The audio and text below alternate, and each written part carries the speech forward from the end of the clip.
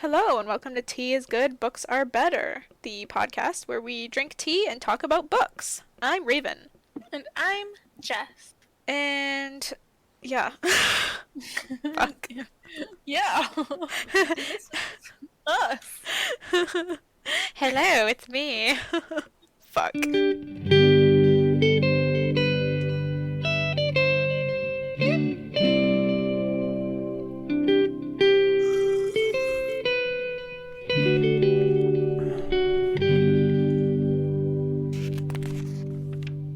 I feel like my brain is like slowly melting. Alright. How are you this week, Jess? What's new? How was your weekend? Tell me about it. When Johnny was not working, he and his dad started building trails in the yard. Not really in the yard, like there's a wooded area and that's still part of the property here. So Johnny and his dad have been building trails for their quads. Ah. That's pretty fun for like enjoy ourselves in quarantine. Yeah, that sounds fun. I remember him taking us out one time. Yeah, that they've done a lot more to the trail now. It's like all clear and much nicer. Okay, because it was all like the whole time it was like ducking branches and like I thought I was gonna get thrown off. yeah, we were all like screaming and he was driving like a fucking maniac. Yeah, I'm actually like really scared of going with them. Yeah, I think I remember you being kind of upset with him afterwards. Yeah, well, I thought he was gonna fucking kill us.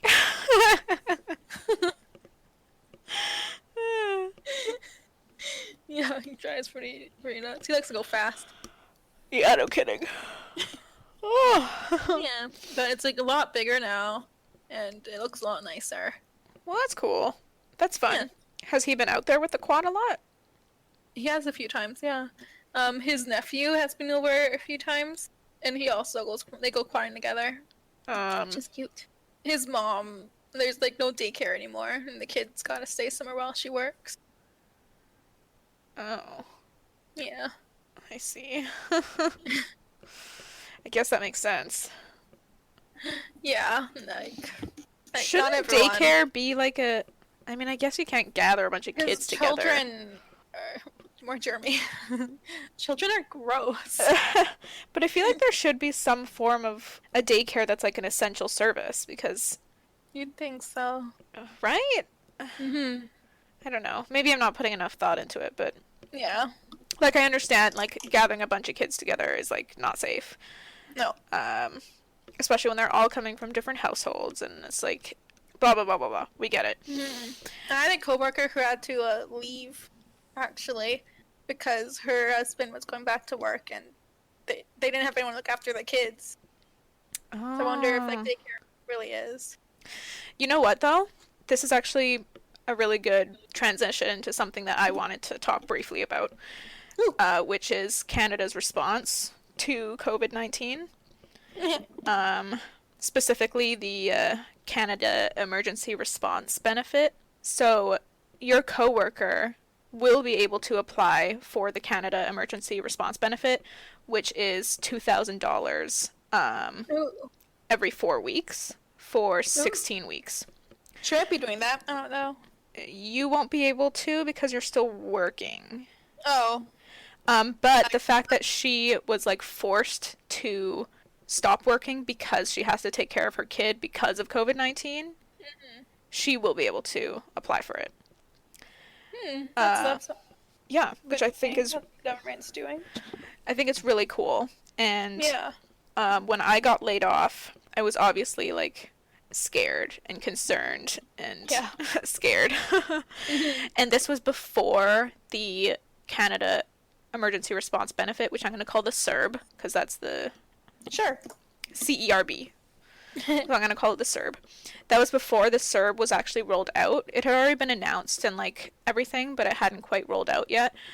So I like didn't know if I was supposed to wait until it rolled out to apply for that, but everyone was saying, no, you need to apply for EI right away, and EI is employment insurance.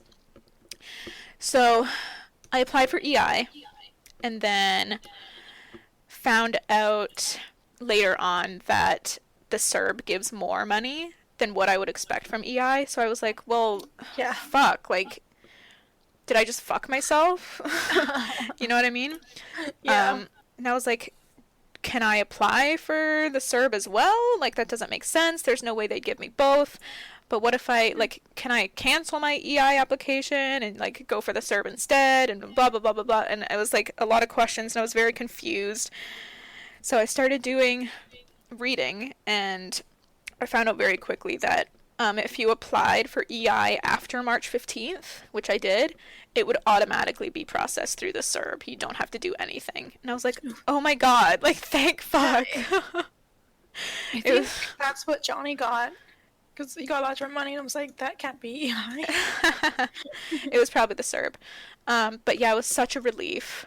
And it, like, the process of applying for EI was super easy, and I heard that applying for the CERB only takes, like, 3 minutes. Like, less than 3 minutes. Huh. Yeah. So I just wanted to, like, express my appreciation that we are living in a country that is taking the pandemic seriously and thinking Yeah. about their citizens and the Yeah. unemployment and all that stuff and making it The easy economy. is what I mean. Yeah. Yeah. So that they're decreasing our stress instead of, like, adding to it. Yeah. I'm glad. Yeah. I wonder how all of that works in the United States. Like, I don't know what's going on. It right? sounds like chaos. I assume they must also have some form of employment insurance, but I have no idea how it works down there. I'm pretty curious, but from what I've seen in, like, memes, like, on the internet and, like, on Reddit comments and stuff like that, it sounds like people are not happy, and I feel for these people. Yeah. Like, I remember hearing that Trump accused doctors of stealing face masks, like the special ones, because they kept running out. Like, he didn't What? realize that more and more people were getting sick, and doctors have to use more and more of them. Like, so he accuses them of stealing. Like, what the fuck? These people are, like, risking their lives to help, yeah. like, with this pandemic, and you're freaking disrespecting them like that. Oh This my guy's a god. psycho. He's just pushing the blame onto everyone but himself. Yeah. I mean, we probably shouldn't get too political, but fuck that guy. Oh my god. Yeah, it's quite chaotic down there. Yeah, it just It's a crazy town. it really makes me appreciate being in Canada right now, and it makes me wonder how things would be different if, like, Obama was still president. Yeah. Yeah. I feel like he would have taken much more drastic action a lot earlier on and Yeah. would not be disrespecting people who are literally on the front lines of this war. Yeah. Like, wow. That's so disgusting. Yep. Anyway, before I, like, start screaming. Yeah, so there's our little Corona rant today. I finished the first draft of the short story that I'm working on. Oh, shit. So that's pretty exciting. Nice. So I've given myself a few days of, like, not writing to kind of refresh my mind. Sure. So that I can, like, go back to it with kind of a clearer head. Does that make sense? Yeah. Yeah, it makes sense. It's kind of a thing amongst writers, I think, to write something and, like, put it aside for a while, and then you go back to it later so that you kind of have a new perspective on it and you can look at it a bit more critically and, like, pick out the stuff that Yeah. maybe isn't needed or yeah. So I just gave myself a couple days. I really could be writing something else in the meantime, but I'm, like, really trying hard not to overwhelm myself. Take a break. But it's hard not to feel like I'm making excuses or Yeah. you know, not just not putting in as much effort as I should be, Hmm. I guess. But I'm also just trying to be kind to myself and not You expect too definitely much from should. myself. Yeah. It's pretty much impossible to get rid of those feelings of guilt, though. Yeah, I get what you mean. Tomorrow I'm going to get back into it and start on that second draft. And Nice. I haven't like finished a short story for a really long time, so That's a good accomplishment. yeah, I'm proud of myself. It's not done yet. It's only the first draft, but I haven't even Yeah. finished a first draft for a really long time, so it's exciting. And Nice. I'm kind of recognizing that if I give myself attainable goals, I can actually meet them Yeah. and actually accomplish something. So, You should feel good. thank you. I need the validation. Thank you. Okay, cool. Let's get into it. What are you drinking today, Jess? I am drinking the same Earl Grey I was drinking in the last episode. And I am drinking the same spiced apple tea. I feel like we've said this many times before, but I want to explain again. We always record 2 episodes in one sitting, so Yeah. that's why we have the same cup of tea. Can you imagine we left it for a whole week? Oh my goodness. Go back and drink the same cup. Gross. Okay, where did we leave off our characters, Jess? Let's see. Kat arrives at Renly's camp, which is fearsome, but finds him hosting a tourney and playing at war. That evening, Renly is informed that Stannis is laying siege to Storm's End. The Knights watch camp for a night at Craster's Keep. One of Craster's wives, Gilly, begs Jon to take her back to the wall to save her unborn son from being sacrificed to the others as an offering. Mormont learns Matt's radar is gathering a massive army and is going to head south into the Seven Kingdoms. Theon meets a sexy Ironborn woman and takes her to Pike to bed her. Turns out this woman was his sister Asha, and she humiliates him in front of the Ironborn men and his father. Lord Balon tells them that his plan of sending Theon with 8 ships to raid and Asha with 30 ships to take Deepwood Mott, humiliating Theon even more. I can't do a more high-pitched gasp. Oh my goodness. That's, oof, my ears. Sorry. I bet that sounds particularly unpleasant on these headsets. Yep. Okay, chapter 25. Tyrion. Tyrion. Tyrion visits Cersei in her bedchamber. Cersei is laying on a pile of cushions while Lancel is singing to her. Gross. Weird. Yeah, I thought that was weird. I was like, what? Okay. I don't like that at all. Tyrion apologizes for disturbing them and tells Cersei that he has an important matter to discuss with her privately. Cersei's like, this is about those preachers. They're gonna stay in them dungeons. I don't want them spreading their treasons in the street. And Tyrion's like, no, that's not it. Tell Lancel to bounce. Lancel leaves, and Tyrion tells Cersei that Lord Stannis has sailed from Dragonstone and starts to laugh. Cersei is freaking out. She's like, oh my god, he's coming! And Tyrion is laughing so hard that he can't get his words out. He finally manages to gasp out that Stannis is laying siege to Storm's End, and Renly is taking his host to meet Stannis in battle. Cersei's like, what? They're fighting each other? And they both start laughing. Cersei even lifts Tyrion in a hug and whirls him around in her joy. I think my mouth actually fell open when that happened. Yeah, I was like, whoa. Yeah. Tyrion offers to raise a toast to brotherly love, and she happily agrees. As he pours the wine, he adds a sprinkle of fine powder to hers. He hands her her glass, and he raises his, saying, to Stannis, and she's like, to Renly? While they're laughing with joy. Tyrion briefly thinks that this is the Cersei that Jaime must see, and he thinks that his sister is truly beautiful when she smiles. The next morning, Tyrion receives a message that the queen is feeling unwell and would be confined to her chambers for the day. Tyrion's like, more like confined to her toilet. Oh, he calls it a privy, which I assume is like private.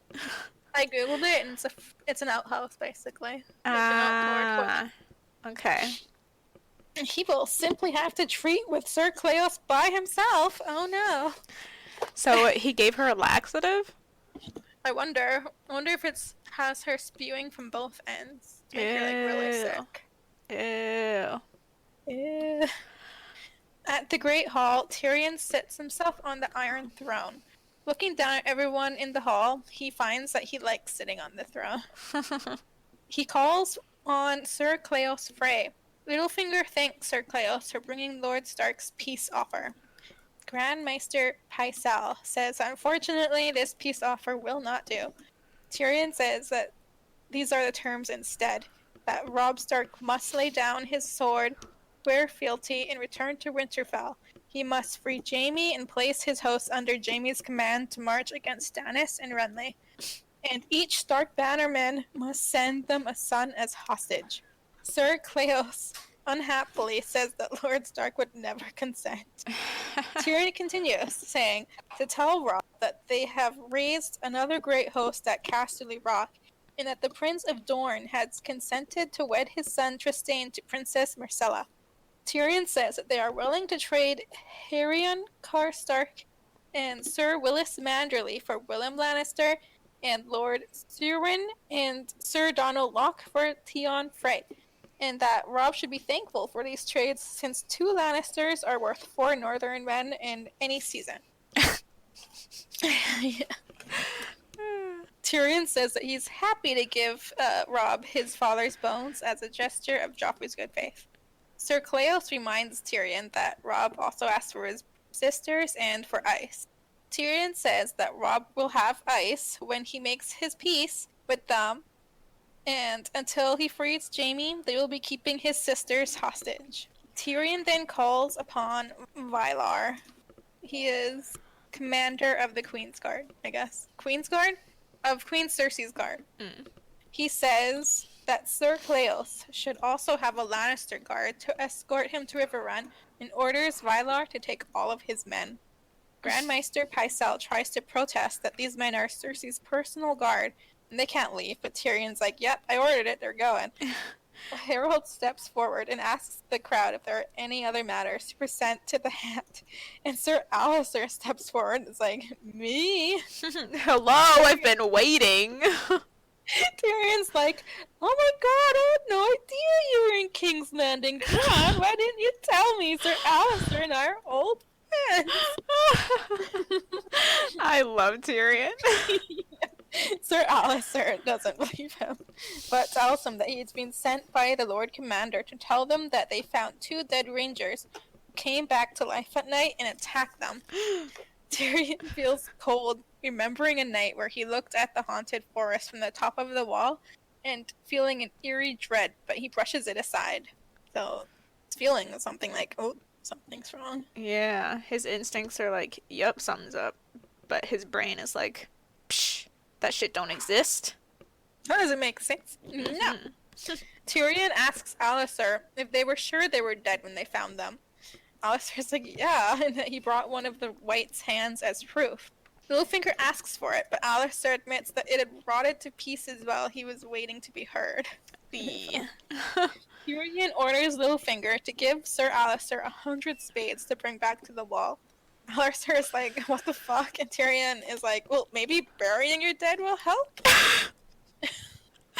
Tyrion then orders Sir Jacelyn to let Alliser have his pick of the city dungeons. Sir Jacelyn's like, sure, but Yoren took most of them. Tyrion then tells him to arrest more people or spread the word that there's food at the wall to gather volunteers. Tyrion then dismisses everyone and the hall empties. Alliser is waiting for Tyrion and insists that he's not joking. He saw the dead walk himself and calls Tyrion a fool. Tyrion says that he gave him men to guard the wall, to take them, to thank him, and get lost. Varys and Littlefinger are waiting for Tyrion as well. Varys praises Tyrion for appeasing Robb with his father's bones and stripping Cersei of her protectors in one stroke, and giving Alliser men for the wall while ridding the city of hungry mouths was all cunning. Yeah, so this actually kind of blew my mind because I was like, Tyrion, you were at the wall. You saw that they actually need men, and he had actually Hmm. sympathized for them, and blah blah blah. And I was like, why are you being such an ass and just like making fun? I know you don't like Alistair, but he's coming from the wall where they actually need your Yeah. help. So I was like, Yeah. Tyrion, why are you being such an ass and just making fun of him this whole time? But I then, know. but then Varys points out that Tyrion actually gave him pretty much everything that Mormont needed. Yeah, he did. He While gave making him it seem like a joke. while making it seem like a joke so that everyone would be happy and people wouldn't be like, why are you sending all these people to the wall? Like, why are you just giving them what they To want? yeah, to defend against Grumpkins and Yeah. Parsnip. Yeah. So he gives him exactly what he wants while making it sound like he's just making fun of him the whole time, which I think is Yeah. incredible. Yeah, Tyrion is really smart. I'm really enjoying his chapters. Yeah. Anyway, go on. Littlefinger, though, is unhappy. He tells Tyrion that he does not appreciate being played a fool. How can Marcella marry Robert Arryn when she is marrying Trystane Martell? Tyrion apologizes and insists innocence that the Dorismen responded faster. Littlefinger says he doesn't like being lied to and leaves. You want to talk? Well, shit.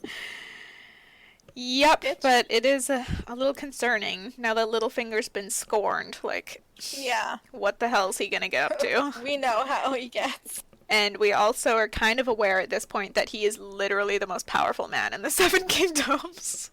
One of the most dangerous. Probably is. Yeah. Most dangerous.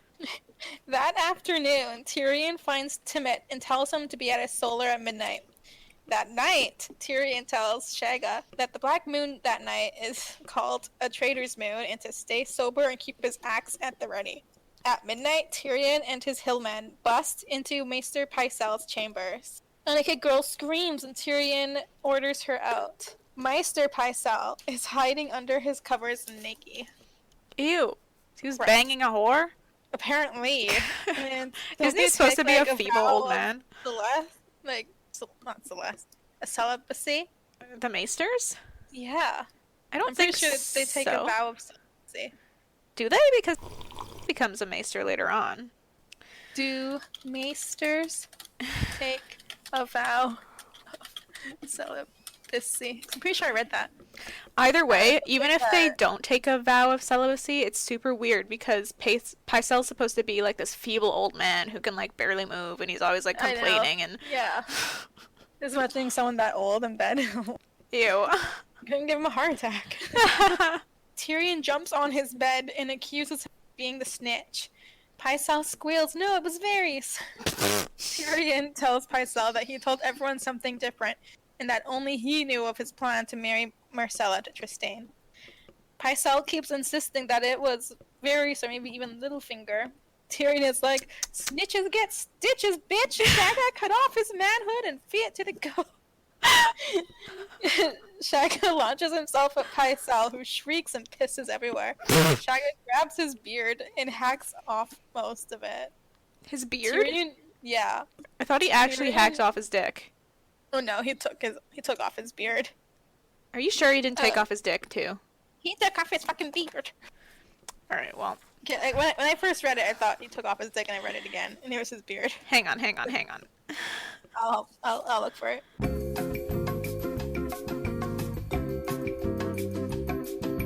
The wildling caught him by the end of his billowy white beard and hacked off 3/4 of it in a single slash. Wait, what page is this? 410. Oh, you're right. I know I am. Alright. Tyrion orders Shagga to give Pycelle a shave, and interrogates Pycelle, asking how long he's been spying for Cersei. Pycelle is like, "I'm a servant to House Lannister. Everything I do is for Tywin. I was the one who convinced Aerys to open the gates for him." And Tyrion is surprised by this revelation. Pycelle also reveals that he had planned on putting Tywin on the throne, but Robert was too strong. Ooh. Tyrion asks Pycelle if he let Robert die after the boar got him. Pycelle insists that he did everything for the Lannisters and that Robert was a drunken fool. What? Hold up. Hold up. Tyrion accuses Pycelle of poisoning Jon Arryn, and Pycelle says that even though the queen needed him dead, it wasn't him who administered the poison. It was probably his squire Hugh. Right. Tyrion is disgusted. He orders Pycelle to be binded and thrown into the black cell. Into a black cell. Okay, When he... what is a black cell? Like, no light? Yeah, it's a cell in the dungeon that it has no light. There's nothing in there. Oh, isn't that what Eddard was in? Yeah. Oh my god, they're gonna put Pycelle in there? Mm-hmm. When he's gone, Tyrion searches his cell and takes a few more jars. Tyrion is disappointed. He had hoped that Pycelle would be trustworthy. Varys and Littlefinger are more subtle with their the secrets and the things they do, making them more dangerous than Pycelle. Right. He thinks he should be more like his father and mount all three of their heads above the gates. And then just make a whole new small council. Yeah. Can't do that. Littlefinger's too good at his job, so is Varys. Yeah. Man, Cersei's gonna be pissed. Yeah. Oh boy. Is that it? Uh-huh. A lot happened again. Yeah. Man. Tyrion's chapters are so great. They are. He's doing so much. He's such a sneaky little guy. Yeah, and I'm so like mind blown every time. I'm like, what? That's so cool. Mm-hmm. I love Tyrion as Hand of the King. Me too. I like that we don't really know his intentions or plans. And when we find out, like, it's always awesome. Yeah, there is kind of a technique when it comes to plans in stories. Actually, they're kind of like rules, I guess, instead of techniques. So let's imagine, this is the easiest way for me to explain it. This is a writing education moment from Raven. Nice. So let's say we're watching a movie, Yeah. and the movie is about a heist that's about to take place. Okay. So there's 3 different ways that you can go over like the planning for the heist and then the execution of the heist. Firstly, if the characters actually say what the plan is before you actually see it happen on screen, it's almost guaranteed that the plan is going to fail. Oh! Yeah, because what other reason would they have to actually say the plan before you see it? Because then otherwise it's just like you're seeing what was already said, and it's not interesting. So the reason Yeah. that they're actually saying the plan is so that you can see where exactly it goes wrong. Oh! That's one way of doing it. Another way of doing it is you can hear them like saying the plan as you watch it unfold. So it's Okay. kind of like a narration. Yeah. That one could go either way. They could actually say the whole plan as it's unfolding and everything goes according to plan, or they could be saying it and then they say like a certain thing, but then you see something else happen on screen. Yeah. So then you can see, oh, it went wrong. Yeah. That sort of thing. So that's another way of doing it. And then the third way is they, all the people in the heist, they like look at each other and they're like, okay, this is the plan. And then it cuts to the plan and you don't hear them talk about it. Oh. So then yeah. it cuts straight to watching it unfold, and that's when you know it's going to go according to plan and everything's going to be right.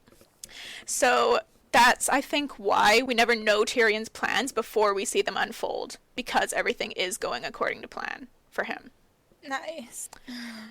Yeah, does that make sense? Yeah, I got it. Okay, cool. I feel like that was a really long-winded explanation, but it's the easiest way for me to explain it. I got it. One sec, Raven. Okay. Johnny, can you save me a couple?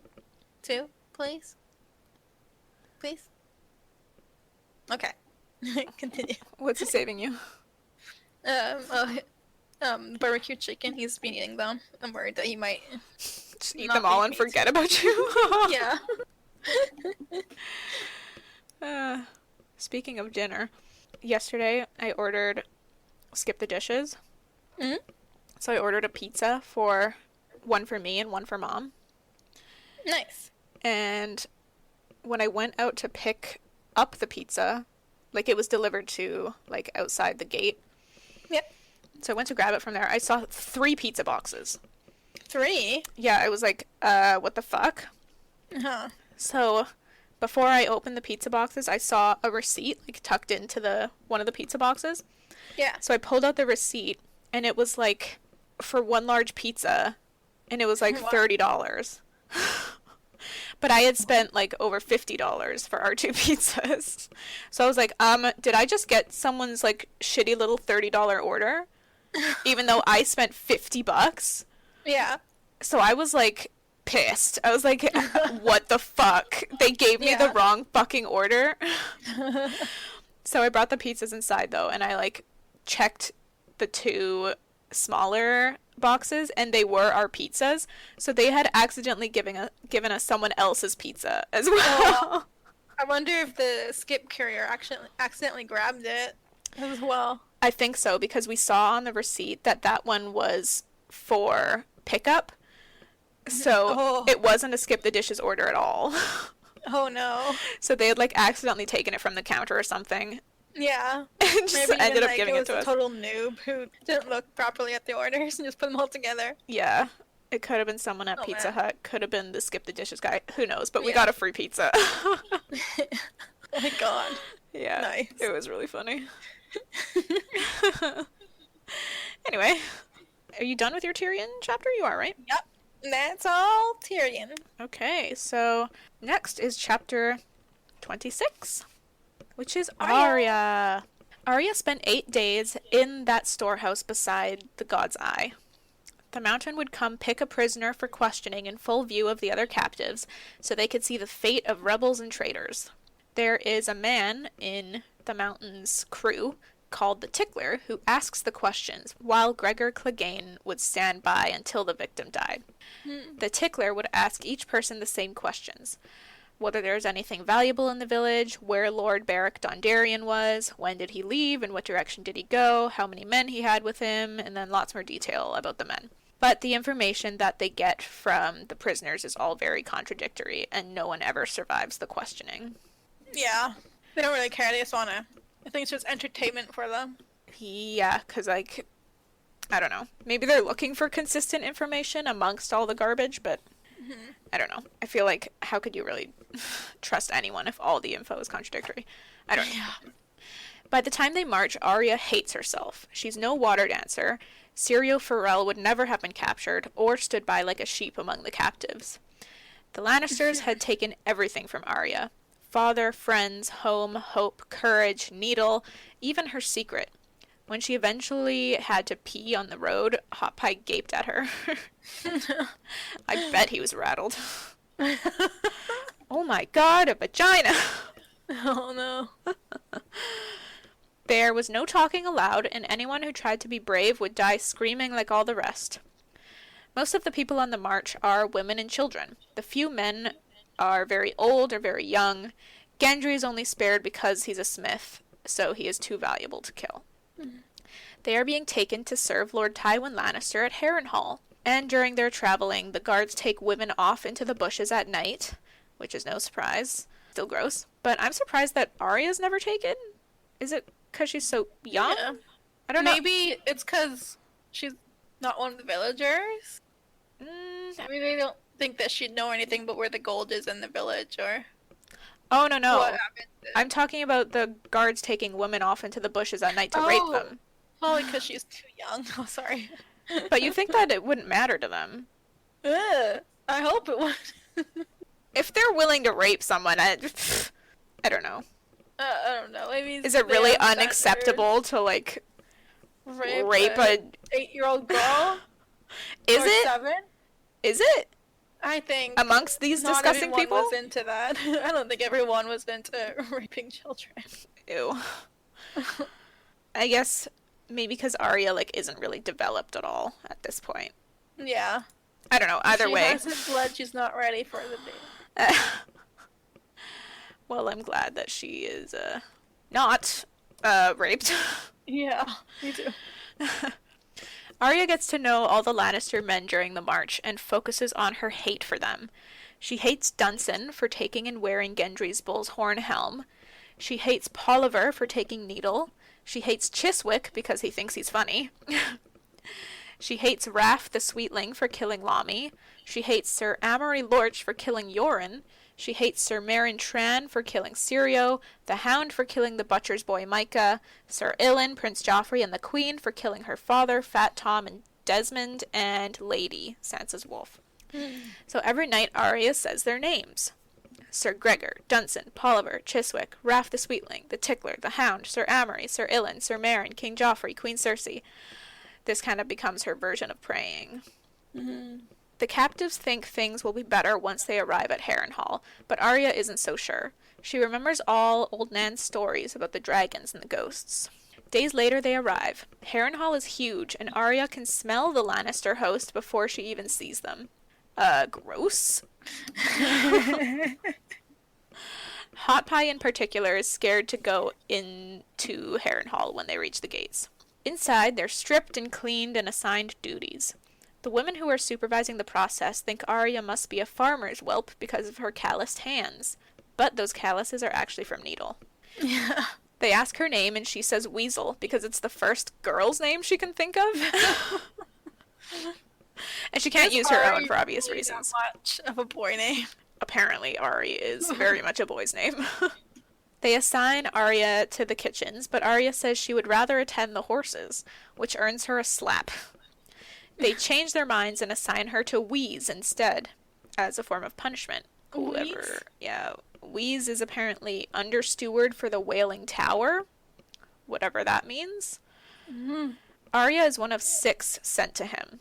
Wheeze struts in front of them, telling them never to look the Highborn in the eye, nor speak until spoken to, nor get in his lordship's way. So is Arya actually going to be attending to Tywin? Ooh. Right? Ooh, nice and close. She's got to get her hands on Needle again. Wheeze tells them he can smell defiance, pride, and disobedience, and all he wants to smell off them is fear. Da, da, da. That's the whole chapter. Something I do want to point out about this chapter, we're going back to writing school with Raven, is that it's very expositionary. The main purpose of this chapter is to get Arya from point A to point B. Yeah. From the fishing village to Harrenhal. But George is very skilled at these types of chapters. He does them a lot. He makes sure to include mini scenes wherever he can, which are areas where dialogue is included. And he describes what's happening in the march and goes into Arya's internalization as well. So I feel like he accomplishes a lot, even though the chapter's main purpose is just to get Arya to Harrenhal. Yeah. Cool. So, that's that chapter. Any thoughts on this one? Mild concern for Weasel. What is she doing? Right. What is she up to? Was Weasel... Is she dead? Was Weasel ever in the show? No. I wonder if we'll ever see Weasel again. I wonder, yeah. Fascinating. Maybe she'll get adopted by Nymeria. She'll be raised with the wolves. That'd be funny. Yeah. I remember when describing that Arya smelled the Lannister host first. Yeah. She mentioned seeing like a whole bunch of, I forget what they're called, but they're like a bunch of toilets being overflowing with shit I think it's the latrine. So it's like a trench that's dug. for them to shit in. Yeah. Gross. That's probably what she smells. Yeah. Septic. Really disgusting. A latrine, I believe, is a trench that they dig in the ground. So, like, that is full? That's so nasty. That's horrible. When I googled it, it showed pictures of Roman latrines, which was like a bench with holes in it, like so lots of people can shit together. Yeah, no, I think this is like a makeshift one. Yeah, I think that one makes more sense than they just shit in a trench. Yeah. So vile. Still overflowing. Whoa. But yeah, it's basically evidence that they've been there for a while. Yeah. Okay, moving on to chapter 27. Daenerys. Yay! I always get excited for chapters. Yeah, first Dany chapter in like a long time. Yeah. Like, how many episodes has it been since we've had a Dany chapter? Lots. I believe you. Alright. Dany arrives in Karth with her Dothraki and her escorts from Karth. It's a magnificent city surrounded by 3 thick walls, each elaborately carved. Inside, the buildings are a variety of colors, and the people of the city, the Kartheen, watch as she rides through on her silver. The Kartheen wear gowns and silk, which makes Dany feel shabby and barbaric in her lion skin robe. You were messaging me yesterday and today about one specific part of the city. Do you want to talk about that? So she's described as going through an arch that's in the like 2 snakes mating, and I was like, what the heck is that? So I sent you like, that's why I googled it, and it saw like it's 2 snakes twisted together, and I was like, well, that's pretty, and sent it to Raymond, just sent it to you to just like hey, like this is what it looks like in case you didn't know. Right. And then I sent you a drawing of what I thought it might have looked like at first. It's like 2 snake heads on the ground and like their butts touch at the top. Because I was like, what the hell does 2 snakes mating look like, and what would this arch look like? I love that you think 2 snakes mating is the tips of their tails touching. I don't know what that shit looks like.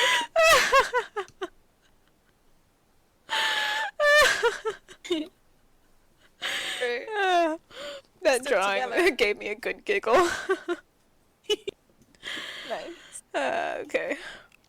Zaro Zone Daxos rides up to Dany on his camel and tells her that if she sees anything she desires, it is hers. Piat Pri, the warlock, asks her to come with him to the House of the Undying to, quote, drink of truth and wisdom. Whatever the fuck that means. What is that? Maybe we'll find out. Yeah. So yeah, these 2 are, like, welcoming her and treating her with so much respect, but we know it's obviously because of the dragons. Yeah. Zaro wants Dany to come stay at his palace. Dany says the only palace she desires is in King's Landing.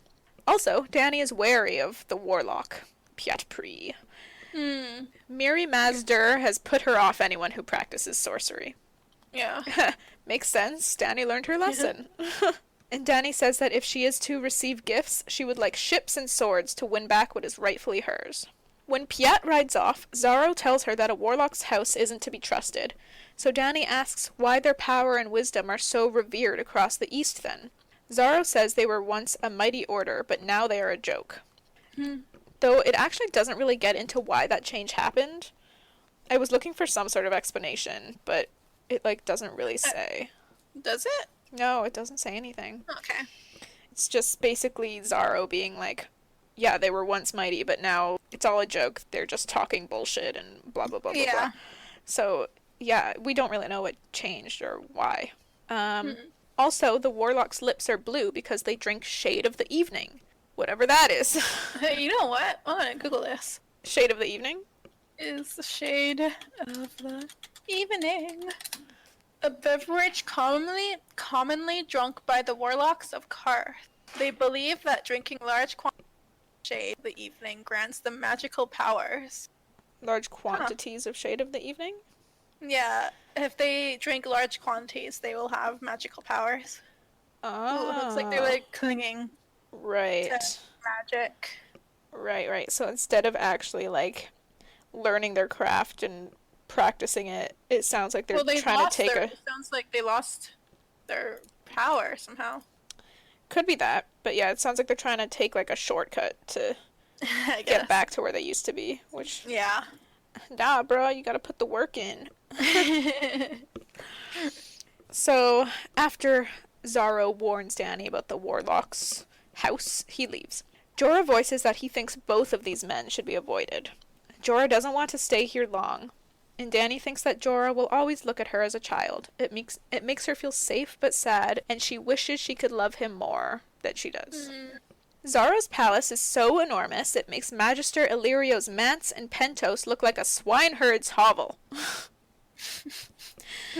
An entire wing is handed over to Dany and her Khalasar, containing everything she could want, including slaves. Zaro says no gift is too great for the Mother of Dragons. He says the 13 will come tomorrow to do her homage, and all the great of Karth. Are we supposed to understand what the 13 are at this point? I think they kind of mentioned them in the last chapter, but I don't think we really know who they are. Yeah, like they've just been mentioned here and there, but Yeah. They just seem like to be the ones in charge of Karth. yeah, some sort of leaders. Mm-hmm. Anyway, Dany's not an idiot, and she thinks that all these people are coming just because they want to see her dragons. Mm. Before they leave her to settle in, Pyat Pri gifts her with an ointment, which weirdly is spelt with a hyphen in it. Oint-mint. Oh, yeah. Did you think that was as weird as I thought that was weird? Well, I didn't notice it, so Maybe not. not. Yeah, spelled oddly. I wonder if that's like a old-fashioned way of doing it, like kind of archaic. Yeah. Yeah, so he gives her this ointment, which he says will let her see the spirits of the air. Alright, dude.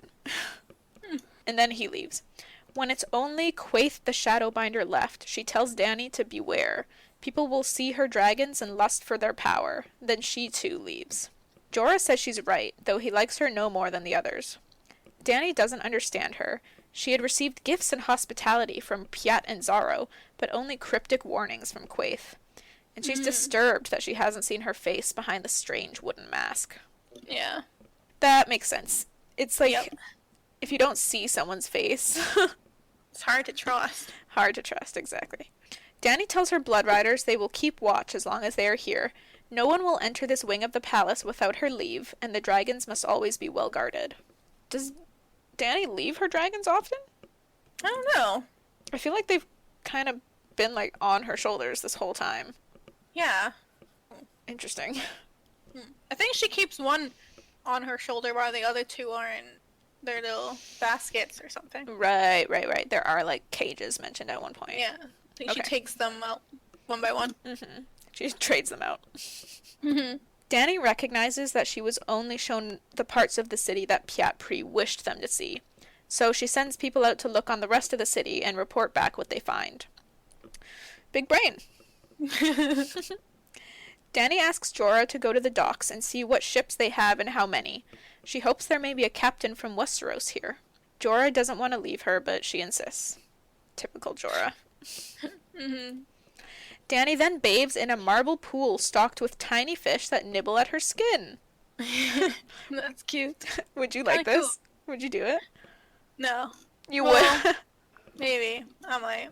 It reminds me of those pools that you put your feet into and then the fish like eat off all the dead skin. Yeah. Those kind of like special pedicures you can get. Yeah. I feel like I would try it. Maybe. I'm yeah. curious Get all to the see. dead skin off of your feet. Yeah, I'm curious to see like how it would feel and what the effects would be like afterwards. Mm. Yeah, and Dany, while she's bathing, wonders if the Red Keep will be anything like this massive palace. Viserys always said the Seven Kingdoms were more beautiful than any other place in the world. But the thought of home reminds Dany of Khal Drogo's plans to lead his Khalasar across the sea to destroy her enemies. But the Dothraki destroy, they do not rule. And Dany doesn't want to reign over a blackened ruin. She wants the people of her kingdom to be happy, and she wants them to love her. She never thinks that explicitly, but she does think to herself that, like, when she rides by on her horse, she wants them to smile and wave at her, and Yeah. Yeah. it basically translates to she wants to be loved. Yeah. But first, she must conquer. She thinks about what she's heard about Robert Baratheon, the usurper, how he lives for war. And she thinks about what she's heard about his dogs, Eddard Stark with his frozen heart, and the rich, powerful, treacherous Lannisters. Dany can't fathom how she can defeat these men. Lol. Two of them are already gone. Dany's Khalasar is small and weak. Even her dragons might not be enough. Well, they're fucking babies. They can't do shit at this point. No. She gets out of the bath and decides she ended up in Karth for a reason. She will find what she needs here. Though the morsel of doubt doesn't leave her mind. Near evening, Jorah returns with a visitor. Jorah introduces him as Kuhuru Mo, captain of the Cinnamon Wind out of Tall Trees Town. Where the hell is Tall Trees Town? I don't know, but I like it. Yeah, I don't know where this is exactly, but we're clearly supposed to understand that it is from the Seven Kingdoms, I believe. Because I'll get into why. Okay. Kahuru tells Danny that Robert Baratheon is dead, and he explains how the king died. Danny feels like a great weight has been lifted off her shoulders. So, basically, Kahuru... I actually don't know if I can claim Tall Trees Town is in the Seven Kingdoms, but Kahuru has been bouncing all around the Seven Kingdoms, and that's why he knows this. Okay. Jorah tells Danny that Robert Baratheon's son Joffrey sits the throne now. Kahuru goes on to explain what else is happening in the Seven Kingdoms. How the usurper's brothers have fled King's Landing, each meaning to claim the crown, and how the Hand, Lord Stark, has fallen as well for treason. Mm-hmm. Jorah immediately is like, yeah, right. He doesn't believe for a second that Stark could be a traitor. He would never besmirch his precious honor. Yeah. But Danny says that Stark was a traitor, as were they all, to the true king, her father. She's got a point. Danny tells Kahuru that her brother Viserys, the true king, is also dead, and Kahuru offers his condolences. Danny asks when he will return to Westeros, but he explains it won't be for a year or more, due to business stuff. Danny is disappointed, but she wishes him fair winds. So I had a question at this point. Huh? What if he was leaving for Westeros, like, tomorrow? What would her plan be then? To bounce and go right away? Okay, but she What are doesn't you have doing, the girl? people or resources at the moment to accomplish anything in Westeros. No. So yeah, why is she, like, disappointed that he's not leaving, like, earlier than a year? Yeah. What does she think that she's gonna... What is she gonna do? Right? That was funny. She tells Kahuru this news was a gift, and he said then he has been repaid, which she doesn't understand. He says he has seen dragons, which makes Danny laugh, and she tells him he will see more of them one day. When she sits her father's throne, he must come to her, and he will have a great reward. When he leaves, Jorah warns Danny that she shouldn't speak so freely of her plans. This man will spread the tale wherever he goes. But Danny doesn't think it matters. The usurper is dead. But Jorah says not every sailor's tale is true, and even if Robert is dead, his son now sits the throne, so nothing has changed, really. Danny says this changes everything. The Seven Kingdoms are splitting apart. Jorah says she still needs a fleet, gold, armies, alliances, but Danny knows all this. Danny thinks that sometimes Jorah sees her as a child he must protect, and sometimes as a woman he would like to bed. Yeah. Ew. But does he ever see her as his queen? Danny says she's as old as the crones of the Dosh Khaleen, and as young as her dragons. She has She has borne a child, burned a cow, crossed the Red Waste and the Dothraki Sea. Hers is the blood of the dragon. Jeez Louise. Alright, Danny, we fucking get it. Jorah says Viserys had the same blood, but Danny says she's not her brother. Which Jorah agrees. He thinks there's more of Rhaegar in Danny, but even Rhaegar could be slain. Even dragons can die. Danny agrees that dragons can die, but so can dragon slayers. And that is the end of that chapter. Nice. So now Danny is all informed about what's happening in the Seven Kingdoms. And I think it's safe to say that this guy, Kahuru, is going to go around and, like, tell the tale about how Viserys is dead. Yeah. Yeah. And that Danny has dragons. And Danny has dragons, exactly. So that's gonna definitely end up back in Westeros. Yeah. Ooh. It's gonna be interesting to see who learns about it first. And what they think. Yeah. Is What it they just do tall about tales? it. Right. Are they gonna be like, dragons, oh my god, we must prepare? Or are they gonna be like, dragons, are you shitting me? Yeah, Sure right. they're not just big lizards. Yeah, you sure they weren't just Iguanas? iguanas? Yeah. So that's pretty cool. I am interested to see where that goes. I guess that's it. You have any final thoughts? No, but I'm always excited when I read a Danny chapter. Why do you Can't think wait for the next one. Why do you think the Danny chapters excite you so much? Because I love her from the shows. She's like my favorite character, and I just love her journey, her character development, and her dragon. I get that this is a character-driven story, but I have a dragon obsession, which we have made Yeah. clear before, and I always want more of the dragons. Yeah. Like, George will just casually say that one is, like, sitting on her shoulder, but I'll be like, and? Which one? What do they do? Yeah, like, what are they doing? Are they, like, just sitting there frozen? Are they, like, sniffing at her hair? Are they, like, looking around? Are they, like, right? Like, I want all the details about the dragons. Like, I like the part where, I don't remember when exactly it happens, but Dany is sitting with her dragons, like, all over her, and then she Oh, yeah. hears a piece of news or something, and she stands up, and then Drogon goes flying off to the ceiling, or, like, floating off. He can't really fly yet, I don't think. He like climbs up. Yeah, he, like, Yeah. climbs up, while the other two go skittering across the floor, like, with their little Yeah. claws.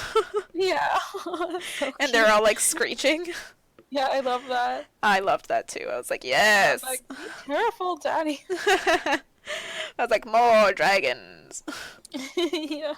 And I like Dany's tale just because she starts from the bottom, being sold to a barbarian king, Mm-hmm. like some slave or whatever. Yeah. So I like watching her journey from that to where she gets. Started from the bottom, now we here. Is that how that song goes? I don't know. Yeah, I'm pretty sure it is. Dany definitely has probably, I was gonna say probably like the biggest adventure.